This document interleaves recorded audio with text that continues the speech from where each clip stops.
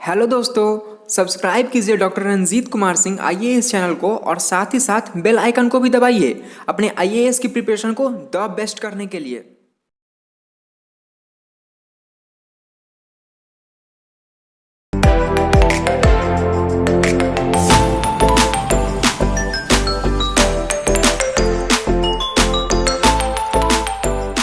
खुश महसूस कर रहा हूँ और गौरवान्वित भी फील कर रहा हूँ रंजीत सर के साथ यहाँ पे मंच साझा करके।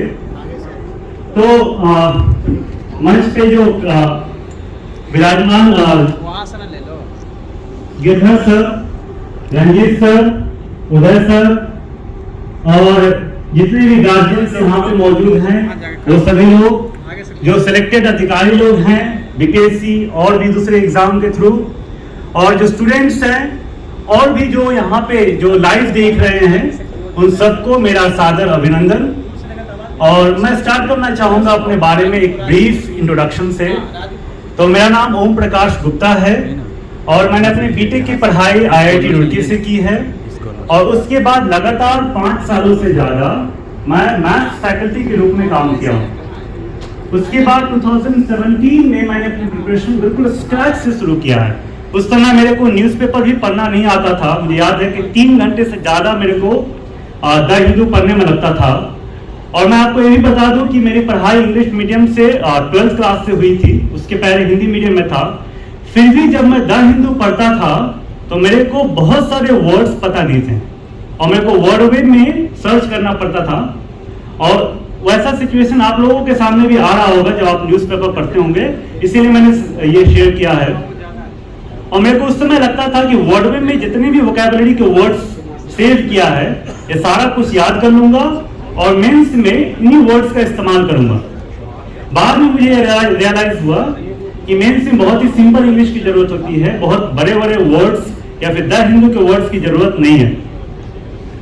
तो मेरी जो कैरेक्टरिस्टिक्स है वो ये है कि मैंने ये सपना आईएएस बनने का 2009 में देखा था जब मैं इलेक्शन लड़ा था और एक भवन काउंसलर के रूप में काम किया जो प्रभावशाली था, तो उससे इंस्पायर्ड हुआ आईएएस बनने के लिए। तो 2009 से लेकर के अब तक 2021 है, 12 साल का इंतजार है सपना को पूरा करने के लिए।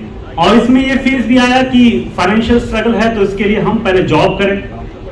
तो ये एक कैरेक्टरिस्टिक्स है कि मैं काफी प्रैक्टिकल हूँ। मेरे जो सपने हैं और जो मैं हूँ उसके बीच में लिंक एस्टैब्लिश करने का कोशिश करता हूँ। ये नहीं कि मतलब अगर मैं कॉलेज के बाद ही प्रिपेयर करना चाहता हूँ तो ये नहीं है कि मतलब अगर हमारे पास चैलेंजेस है तो बिल्कुल मुकर गया, डर गया और दूसरा रास्ता के थ्रू, शॉर्टकट नहीं है तो लंबे रास्ते के थ्रू भी हम वहां तक पहुंच सकते हैं। एक तो ये, और दूसरा ये है कि सेल्फ स्टडी से भी आईएएस, आईपीएस या फिर बीपीएससी जैसे एग्जाम को क्वालिफाई किया जा सकता है।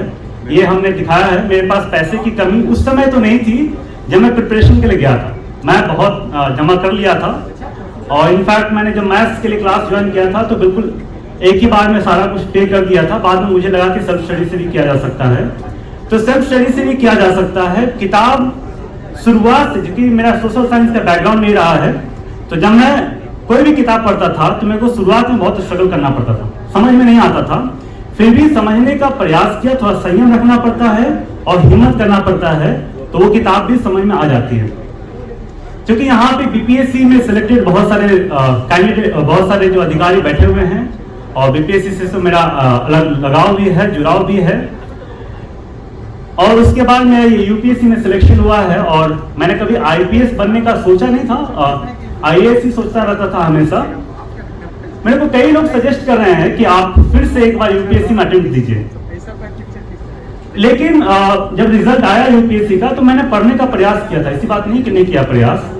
और मैंने देखा कि 2 दिन में मात्र 2 या 4 घंटा पढ़ाई हो रहा होगा। तो मेरे को यह रियलाइज हो गया कि अब मेरे से एग्जाम के लिए तो पढ़ाई नहीं होगा। मैं 2 घंटा पढ़ूंगा, पूरा दिन जो है बर्बाद होगा, क्योंकि 4 साल का ये स्ट्रगल है, उसके पहले भी स्ट्रगल है। तो मैं ये बताना चाहता हूं कि अपने आप को देखना भी बहुत जरूरी है। हमारी खुशी, हमारी कैपेबिलिटी भी मैटर करता है कि हम क्या कर सकते हैं।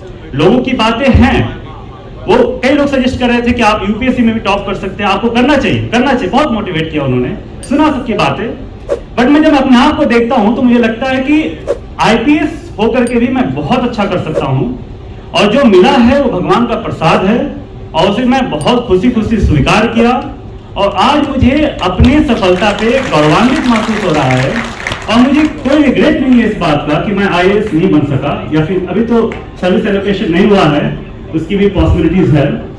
तो मैं ये कहना चाहता हूं कि अगर आपको लगता है कि दिस इज द एंड, जो भी आपने सफलता हासिल किया है, आपको लगता है कि इसके बाद मेरे को मेहनत नहीं करना है, तो आपको उसके लिए गौरवान्वित महसूस करना चाहिए कि जो आपने अचीव किया है वो भी गौरव की बात है। जो यहाँ पे बैठे हुए अधिकारी लोग हैं उनके लिए मैं गौरव महसूस करता हूँ। कई सारे गर्ल्स कैंडिडेट भी हैं जिन्होंने सफलता हासिल किया है, वो गौरव की बात है। लेकिन ये जो सफलता है, क्या ये वर्थ है इसके लिए मेहनत करना? बिल्कुल वर्थ है। मैंने नहीं सोचा था कि इतना सब कुछ होगा, लेकिन जब मुझे लोगों के काम आने का मौका मिलता है, लोगों की सेवा करने का मौका मिलता है, तो एक अलग ही फीलिंग आती है। जैसा कि मैं बता रहा था कि अपने आप को देखना बहुत जरूरी है, और मैं अपने आप को देखता हूं तो मुझे इस बात से ज्यादा खुशी मिलती है कि क्या मैं लोगों के जीवन में प्रभाव ला रहा हूं कि नहीं ला रहा हूं। इसीलिए मैंने ईमेल पे भी लोगों को रिप्लाई किया, और जैसा कि रंजीत सर ने चिंता व्यक्त किया कि बिहार से जो रिजल्ट है वो गिर रहा है, 8% पे आ गया है। तो जब मैं टीचर था तो बिहार को लेकर के इस तरीके से भी चिंतित रहता था कि मैं अगर पटना में एज ए टीचर काम करता हूं तो लोगों के लिए जो प्रॉस्पेरिटी का मौका है वो बढ़ सकता है, क्योंकि मैं एक सक्सेसफुल टीचर भी रहा हूं, और मैं बहुत अच्छा फील करता था जब मैं टीचर था। तो लोग काफी पसंद भी करते थे, और मेरे को भी बहुत अच्छा फील होता था। ऐसा नहीं कि मैं टीचिंग वाले काम से सेटिस्फाइड नहीं था, मैं एक बड़ा प्लेटफॉर्म ढूंढ रहा था, उससे भी बड़ा प्लेटफॉर्म। तो मुझे ऐसा लगता है कि एजुकेशन भी प्रॉस्पेरिटी के लिए एक रास्ता है, और जब मैं पटना आया था इसी पर्पज से आया था कि लोगों को एजुकेशन में हेल्प मिलेगी तो लोगों को सफलता के रास्ते और खुलेंगे।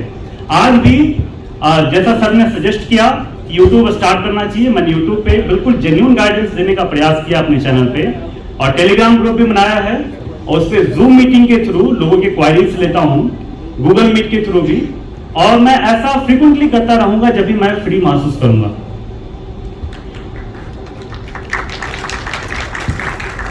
यहाँ पे स्टूडेंट्स भी बैठे हुए हैं जो तैयारी कर रहे हैं, जो कैंडिडेट्स हैं, उनके लिए भी मैं बोलना चाहूंगा कि आपको एक चीज का बहुत क्वारी रहता है कि बुक लिस्ट कौन सी फॉलो होनी चाहिए। जैसा कि रंजीत सर ने बताया है कि जब हम वन लाइनर की किताब फॉलो करते हैं तो उससे हमारी अंडरस्टैंडिंग नहीं बनती है, उससे हमारा प्रिपरेशन और कॉम्प्लिकेट हो जाता है। मैं सरप्राइज महसूस करता हूं कि लोगों को लगता है कि जो वन लाइनर की किताब है वो पढ़ना आसान, क्योंकि वो पतली होती है, तो लोगों को लगता है कि पतली किताब पढ़ेंगे तो जल्दी से सिलेक्शन हो जाएगा, जबकि वो पतली किताब करना डिफिकल्ट काम है। मैं तो सच बता रहा हूं कि मेरे से वो याद नहीं हो पाता, उसमें कई सारे इंफॉर्मेशन दिया हुआ है। जब आप स्टैंडर्ड किताबें पढ़ते हैं, भले ही वो दिखने में ज्यादा लगे, लेकिन जब आप पढ़ते हैं तो आपकी अंडरस्टैंडिंग बनती है, वो वन लाइनर की किताब बहुत आसानी से कवर हो जाएगा। एक तो ये बात, बुक लिस्ट की बात आती है। अगर बीपीएससी की बात करें तो 4 बुक्स आपके लिए बहुत सफिशिएंट रहेगा, 4 से 5 बुक होगा। जैसे कि मॉडर्न हिस्ट्री के लिए अगर आपको करना है तो स्पेक्ट्रम की किताब पढ़ सकते हैं। करंट अफेयर के लिए मैंने केवीसी नैनो का किताब पढ़ा था, मेरे को उस समय याद नहीं था, मैं आज किताब देखा तो मैंने कहा ये तो मैंने पढ़ा था करंट अफेयर के लिए। और फिर आपका जो है बिहार समग्र की किताब आती है केवीसी नैनो का, वो भी मैंने पढ़ा था। और मैं ये नहीं था कि कोई पब्लिकेशन को जानता था, जो अनिल सर यहाँ पे बैठे हुए हैं, उनका कुमार बुक सेंटर है वहां पे दिल्ली में, तो मैं उनके स्टोर पे गया था और किताब मांगा था तो उन्होंने दिया था, उन्हीं किताबों को मैं पढ़ा था। बाकी जितने भी टॉपिक्स आपके बच जाते हैं, ज्योग्राफी, पॉलिटी, इकोनॉमिक्स, सर की किताब आती है, रंजीत सर की किताब आती है जीके जीएस केवीसी नैनो में, और मैं देख रहा था उसको काफी अच्छा तरीके से दिया हुआ है। आपको अगर बेसिक एनसीईआरटी का ज्ञान है तब उस किताब को बहुत अच्छे तरीके से समझ सकते हैं, पढ़ सकते हैं, और बहुत आपको मदद मिलेगा। उसमें लूसेंट से भी ज्यादा अपडेटेड वर्जन है, उसमें काफी इलैबोरेट करके दिया हुआ है, तो आपको पढ़ेंगे तो आपको समझ भी आएगा, रिलेट भी कर पाएंगे, आप आसानी से याद भी कर सकते हैं, रिवाइज भी कर सकते हैं। तो ये तो था बुक लिस्ट। एक और बात मैं स्टूडेंट्स को कहना चाहूंगा, मैंने अपने यूट्यूब चैनल पे जब मैं यूपीएससी का डाला, मैं बहुत सारे सब्सक्राइबर जो है वो बीपीएससी वाले हैं, तो देखा व्यूज कम आए। मुझे ऐसा लगता है कि कहीं ना कहीं ऐसा लगता है कि जो बीपीएससी की तैयारी कर रहे हैं प्रीलिम्स का, उनको लगता है यूपीएससी प्रीलिम्स से बहुत भारी है, बीपीएससी तो हो ही नहीं रहा, यूपीएससी कहां से होगा, जबकि ऐसा नहीं है। मैं अपना एक्सपीरियंस बताऊं कि बीपीएससी का जब पेपर देखा था तो मुझे बहुत भारी लगा था। उसमें स्पोर्ट्स से भी सवाल आते हैं, वॉर्स से भी सवाल आते हैं, और भी बहुत सारी डाइवर्सिटी है, मिसलेनियस के पार्ट है। यूपीएससी प्रीलिम्स में कम किताबों की जरूरत है। यूपीएससी प्रीलिम्स में बस ये बात आती है कि आपका इंफॉर्मेशन थोड़ा और क्लियर होना चाहिए ताकि आप एनालिटिकल सवाल को हैंडल कर सकें। एक और दिक्कत उसमें यह है कि 30 से 35 सवाल ही वहां से आते हैं जो आप सोर्स रेफर करते हैं। 35 सवाल भी अगर आप सोर्स के थ्रू सही आंसर कर देते हैं तो आपका बनेगा 70 नंबर। आपको लाना कितना है, 90 या 100।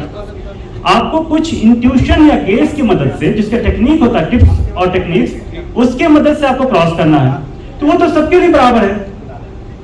तो जो बीपीएससी की तैयारी कर रहे हैं तो वही सोर्स आपको यूपीएससी प्रीलिम्स में भी काम आएगी। तो आप इतना डरते क्यों कि यूपीएससी नहीं होगा आपका यूपीएससी प्रीलिम्स में हो सकता है।